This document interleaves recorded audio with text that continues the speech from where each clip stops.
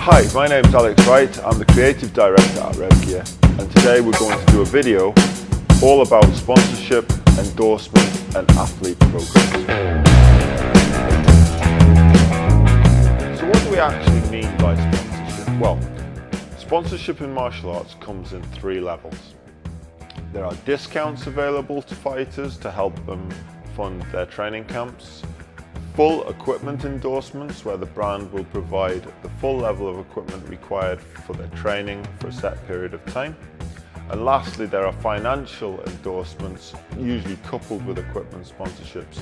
These tend to come at the highest levels in the sport or for very specific purposes or events. The benefit for an athlete of a brand endorsing their equipment, or an equipment sponsorship if you like, is fairly obvious. Most people can see that. Simply put, athletes will go through equipment much faster than your average Joe. So the financial burden of replacing that equipment all the time can mount up very fast. Therefore, a brand helping them with their equipment, whether it be in the form of a discount or a full endorsement, will obviously aid their training and allow them to compete at a higher level. Let's go through some of the things that athletes can provide for a brand. Well, first one's subject matter. No matter what level you're at, brands always need new content and new subject matter to show their products in context. So as an athlete, you can always provide that. Secondarily, brands often want feedback about their products and support with social media around your particular influence group. So albeit you might not be a global level athlete yet, you can still influence the people around you. And lastly, and by no means least, think about what equipment's being used in your gym. If you're looking for an endorsement with a company, maybe start introducing that equipment into your gym, speak to your coach and hook up the people in the brand with the people who make the decisions in your particular facility.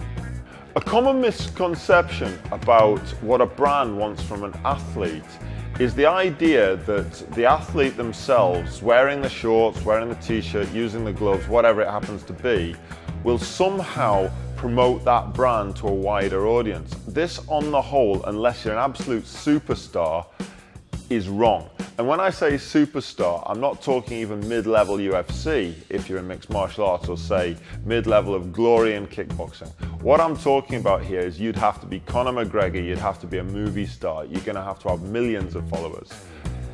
The simple using of the equipment will not generally be seen as a reason to endorse an athlete. So you got to think about this a little bit deeper than that.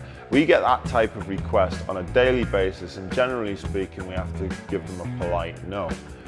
So let's have a look at some of the do's and don'ts, wills and won'ts of sponsorship, and give you a bit of a game plan if you're wanting an athlete endorsement in the next year or two. One of the first things I would tell any management company, gym or athlete to do when approaching a brand looking for endorsements is build a relationship with the brand, and build it early. Sending a communication saying, hey, I'm here, give me some free stuff, no matter how you word it, will sound exactly like that. And if you send that to just about any company at all, if you have no relationship with them, chances are they're just going to ignore it. So the first thing you want to do is put some skin in the game. This is fairly easy. If you're training or fighting, you have to be using some form of equipment already. Well, make sure that some of that equipment is the brand that you're wanting that endorsement from. So if you're approaching RevGear, then make sure you're using RevGear products already. Make sure there's some in the gym. Make sure you can be seen to be using some of those things. Because I'm going to tell you something now. It's far, far, far harder to turn down a customer than to turn down a sponsorship request. So think about that.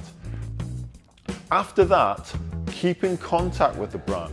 Send images, post it on your social media. Show that you're actively already endorsing the brand. Because how can you ask the brand to endorse you if you don't endorse them? So what should your first communication actually look like? Well, let's just look at a few things that you should definitely include. Firstly, would be some photographs, preferably with you using RevGear equipment, because as mentioned earlier, if you're not a customer, then you're not endorsing us, so that's going to be a big tick if you do.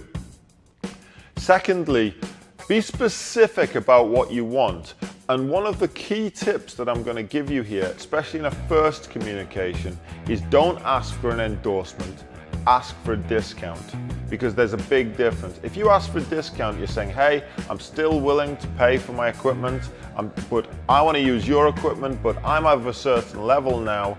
Would you endorse me? Would you believe in me? I believe in you, will you believe in me? If you say that to a brand, you're going to get more yeses than nos.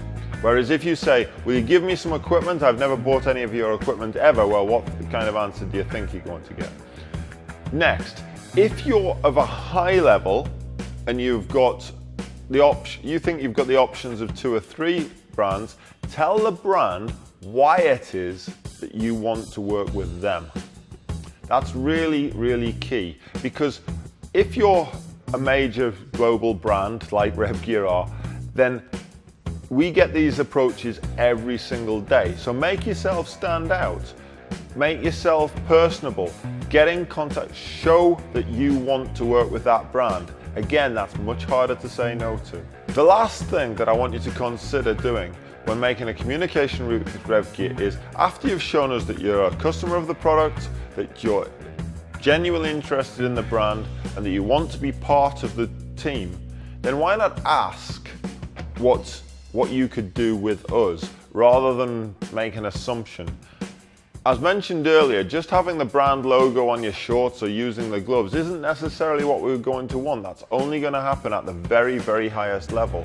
However, there might be a whole bunch of useful things that you could do with us that we would be grateful for.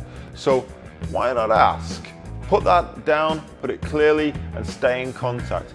Even if we turn you down the first time for an endorsement, once you start building a relationship, who knows what can happen in the future. This happened with some major athletes that are competing in Glory, the UFC, and other big promotions right now. They got in touch with us long before they hit those heights. Put yourself in a good position, build a relationship, and hopefully we're going to see you at the top level sometime soon.